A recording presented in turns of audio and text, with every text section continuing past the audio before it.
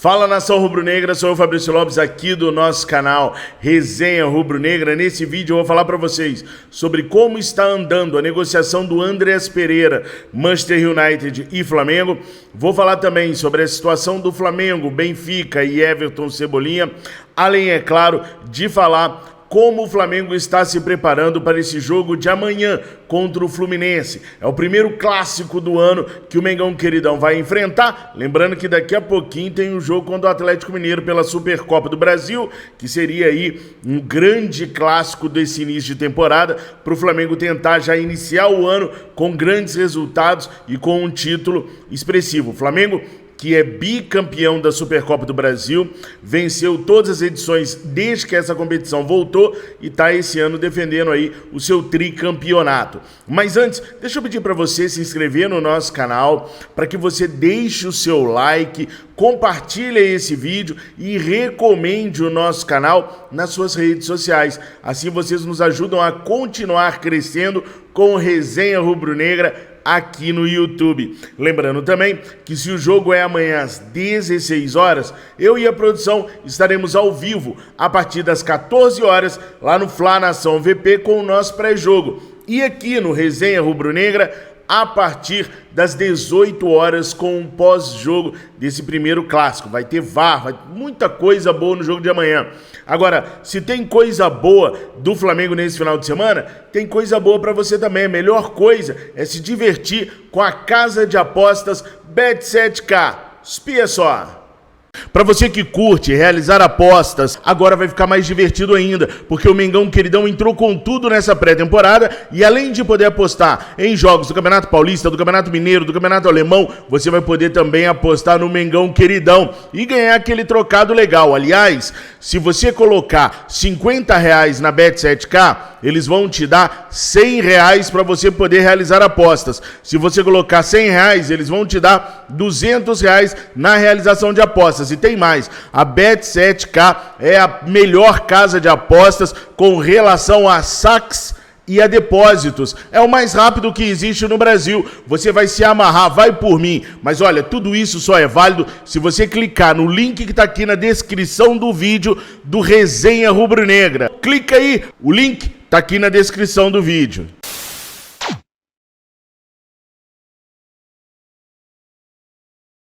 Bom, pessoal, vamos lá.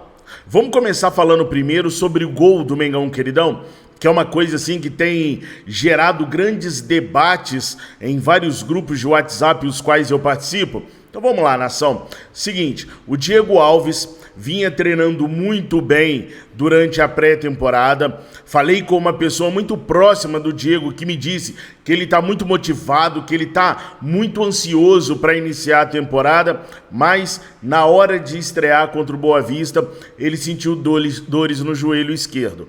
Ficou fora do jogo do Boa Vista. Ontem ele foi a campo apenas dar uma corridinha, não foi para campo para poder trabalhar junto com os outros goleiros e muito provavelmente vai desfalcar o Flamengo no jogo de amanhã contra o Fluminense. Dificilmente o Diego Alves vai ter condições de jogo. Vamos torcer para que tenha, mas dificilmente ele o terá. Bom, ele ainda sente a tal dor no joelho, que é uma situação muito pior do que fosse uma lesão. O Diego Alves não tem lesão. Se ele tivesse lesão, o Flamengo trabalharia para curar aquela lesão, o jogador ficaria zerado e voltaria a jogar normalmente. O problema é que ele não tem lesão, é dor mesmo, o que pode acarretar com que ele tenha mais dores no transcorrer da temporada. Não há lesão, há apenas dores, incômodos.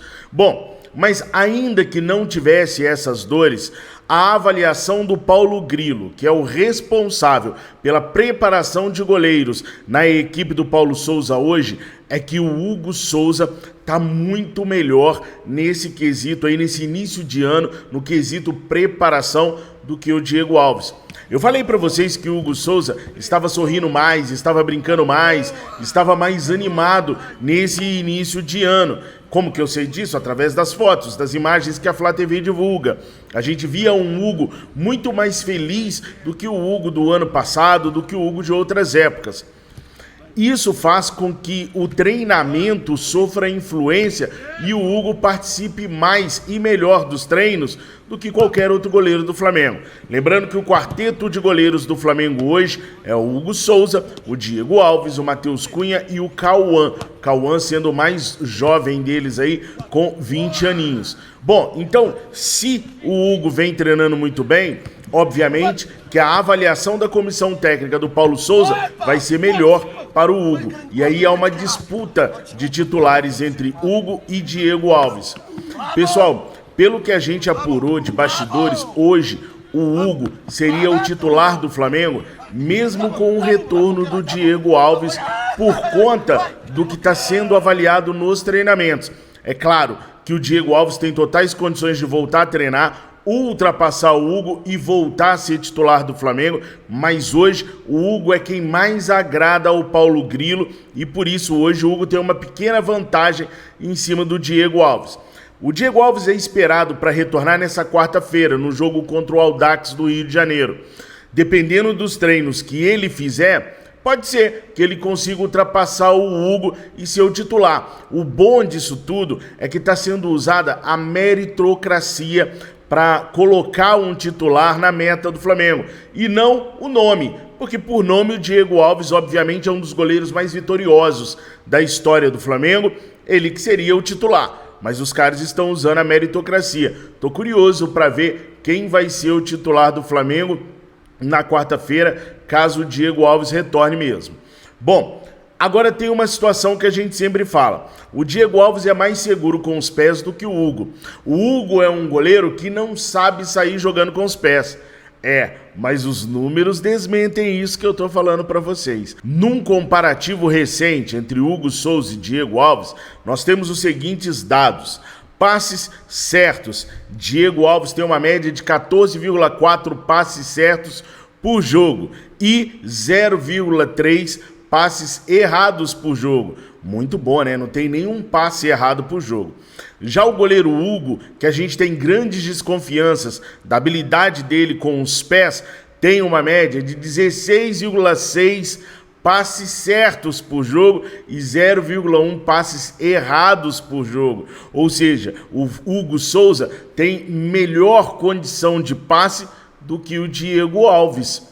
É claro que o Hugo Souza não é um Neuer com os pés, não é um goleiro linha, mas ele sabendo tratar essa situação dos passes com velocidade e precisão, ele pode se tornar um goleiro completo. O problema do Hugo, principalmente com o São Paulo, onde ele tentou driblar e acabou entregando um gol para os caras lá, foi a demora dele em decidir o que fazer. Ele não precisa ser um expert com a bola nos pés, ele precisa ser rápido na tomada de decisões. Tô com a bola nos pés, já toco. Tô com a bola nos pés, toco. E isso ele tá fazendo bem. Essa tá sendo a evolução do Hugo em cima do Diego Alves. Ao invés dele ficar com a bola parada, olhar, esperar o centroavante chegar e contar com a sorte, ele tá despachando a bola de maneira mais rápida. Aí ele não se compromete, aí ele não tem aquele problema que ele teve contra o São Paulo. E fazendo dessa forma, ele subiu os números dele e hoje a gente pode dizer que ele é um jogador confiável com os pés também. Mas eu quero saber sua opinião, quero muito saber sua opinião. Você que está aí do outro lado, que é aquele cara que me importa de verdade mesmo, você colocaria o Hugo como titular do Flamengo ou usaria o Diego Alves? Vou fazer uma segunda perguntinha, tá? Você confia no Hugo com os pés hoje ou ainda não? Coloque essas duas respostas aqui nos comentários, que eu quero saber muito como você vê a questão do Diego Alves com o goleiro Hugo Souza. Gente, eu ia fazer toda uma análise e um comparativo do time que vai jogar amanhã contra o Fluminense para o time que jogou contra o Boa Vista no último jogo. Mas só de eu colocar a provável escalação no vídeo de manhã no Flanação VP, algumas pessoas reclamaram. Então eu vou perguntar para vocês, vocês querem que eu faça essa análise, esse comparativo do time que vai jogar contra o Fluminense para o time que jogou contra o Boa Vista? Ou vocês acham que isso pode ser entregar o ouro para o bandido e acabar passando informações que o Fluminense não precisa saber. Como eu sempre digo aqui, a opinião de vocês é a que mais me importa. Então coloca aqui nos comentários o que vocês acham. Se vocês acham que não tem problema, que não tem nada a ver, eu trago esse comparativo no próximo vídeo aqui do canal. Se vocês acharem que pode prejudicar o Flamengo, escrevam aqui e eu largo esse trem para lá, que o meu objetivo é debater com vocês, trazer informações para vocês, não prejudicar o Flamengo. Não troco uma informação por via ou de jeito nenhum. Se ela for prejudicar o Flamengo, a gente enterra e não fala mais disso, beleza? Então coloca aqui nos comentários a opinião de vocês. Bom, agora a gente tem que falar de Andreas Pereira e também temos que falar da situação do Flamengo com o Benfica em relação ao Everton Cebolinha, tá? Com relação ao Andreas Pereira, segundo eu apurei, houve uma primeira reunião com o Manchester United e nessa primeira reunião os caras ainda não chegaram num denominador comum. O que o Flamengo estaria propondo de início era 8 milhões de euros por 100% do menino Andreas Pereira. Nós ainda estamos no mês de fevereiro. O Flamengo paga parte dos valores do salário do Andreas Pereira e o Manchester paga a outra parte. Então, o que o Flamengo tinha proposto era, olha, vamos lá, 8 milhões por 100% do Andreas e vocês ficam livres de pagar o salário dele até o final. O Flamengo passa a assumir a responsabilidade total pelo salário do Andreas. Isso já desoneraria o Manchester United de um valor que ele está pagando por um jogador que não está no seu elenco.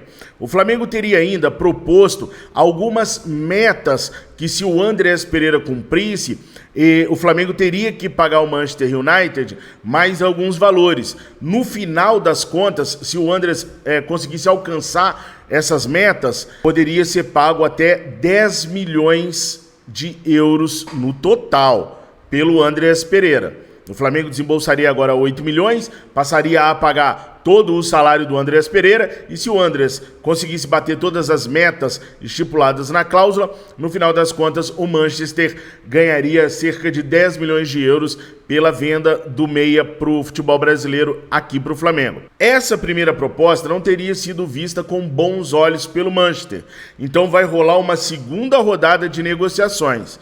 Aí, pessoal, qual é a ideia do Flamengo? É manter os 8 milhões de euros. O Flamengo não pretende aumentar, pelo menos a princípio, tá? O Flamengo não pretende aumentar o valor pago pelo Andreas Pereira. O que o Flamengo vai começar a fazer é diminuir o percentual que vai adquirir o Andreas. Então, na primeira rodada de negociações, era 8 milhões por 100%. Agora, na segunda rodada, eles vão diminuir. Ao invés de ser 100%, de repente pode ser 80%. 70%, 60%, 50%, eles vão diminuir o percentual que o Flamengo vai adquirir o Andreas Pereira, mas vão manter os 8 milhões de euros até o último momento. Só em caso de não se conseguir mesmo uma negociação com o Manchester, é que o Flamengo pode ser que venha a mexer nos 8 milhões de euros, aumentando de repente, tá? O Flamengo quer negociar com o Manchester, se preciso for, essa questão do percentual que o Manchester pode ficar, porque apesar dos 26 anos do Andreas Pereira, ele é um jogador que ainda pode ter mercado no futuro lá na Europa. Então, quando o Flamengo vendeu o Andreas de novo, caso aconteça, o Manchester ganharia uma grana em cima dessa venda. Particularmente, pessoal, eu acho que o Andreas não vai ter tanto mercado assim na Europa. Eu duvido muito que o Andreas tenha mercado na Europa para o Manchester ganhar uma grana substancial mais à frente. Mas o Flamengo vai tentar negociar com o Manchester nesses moldes e quem sabe o Manchester aceite.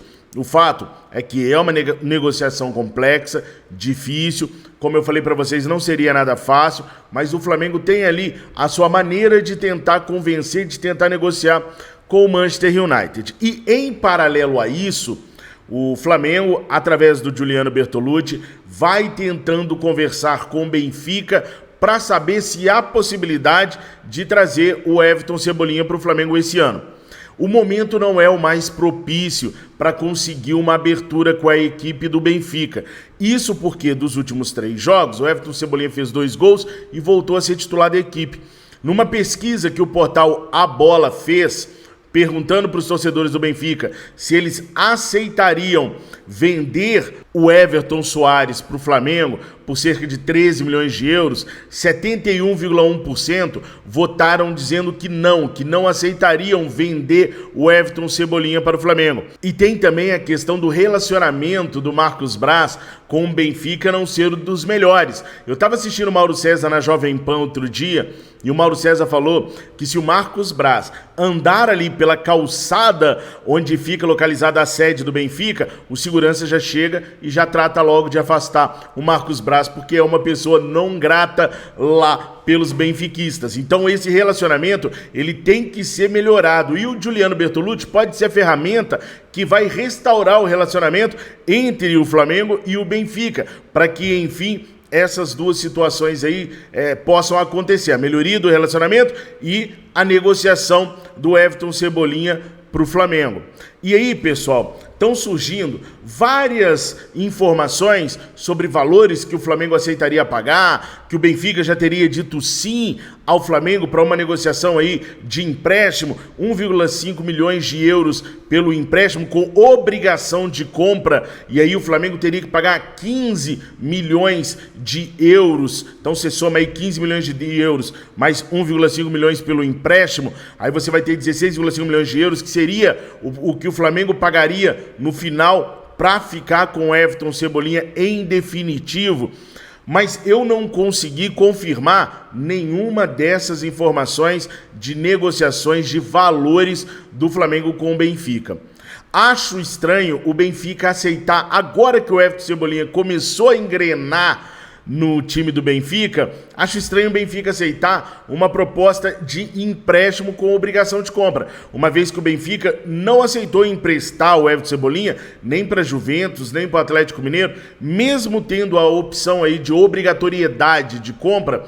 Eu acho estranho o Benfica ter se dobrado ao Flamengo. A gente sabe também que nos bastidores o Everton Cebolinha vem trabalhando para facilitar a compreensão do Benfica de que ele quer vir jogar no Flamengo. Mas o Everton não vai forçar a barra, não está forçando a barra, então teria sido assim. Se isso tudo acontecer nesses moldes aqui, que está sendo noticiado agora, o Benfica ou tomou um ranço muito grande do Everton Cebolinha, ou resolveu ser benevolente para com o Flamengo. Porque nada indica, pelo menos pelo que a gente está vendo do crescimento do Cebolinha no Benfica, que haja algo ruim em relação a Benfica e Everton Cebolinha, para o Benfica resolver abrir mão desse jogador para poder ganhar 1,5 milhão de euros agora e 15 lá no final do empréstimo, um ano depois. Eu torço para que isso aconteça, porque seria esplêndido para o Mengão, mas confesso, é difícil de acreditar que uma coisa assim vá vir a calhar. Seria o auge de uma negociação do Marcos Braz, e eu torço muito para que ela aconteça, mas eu não consegui confirmar se esses valores realmente são os valores que serão ou que estão sendo conversados nesse momento. O que vocês acham? Vocês acham que o Benfica liberaria o Everton Cebolinha dessa maneira para nós? Vocês acham que existe mesmo essa possibilidade nesses termos? Ou isso não passa de devaneio da imprensa? Que de vez em quando a imprensa dá uma viajada, né? Eu me incluo nisso também. Mas enfim, coloquem aqui nos comentários que eu quero muito saber a opinião de vocês. Não esqueça de deixar o seu like, de se inscrever aqui no Resenha Rubro Negra. Às vezes você é inscrito no Fla Nação VP, vem pra cá, assiste os vídeos, mas ainda não é inscrito aqui. Se inscreve aqui também, por favor, e chame seus amigos que são inscritos lá no Fla Nação VP para se inscreverem aqui também. Não esquece de compartilhar os nossos vídeos e de nos recomendar. Tamo juntos, tenham um excelente sabadaço. Saudações rubro-negra!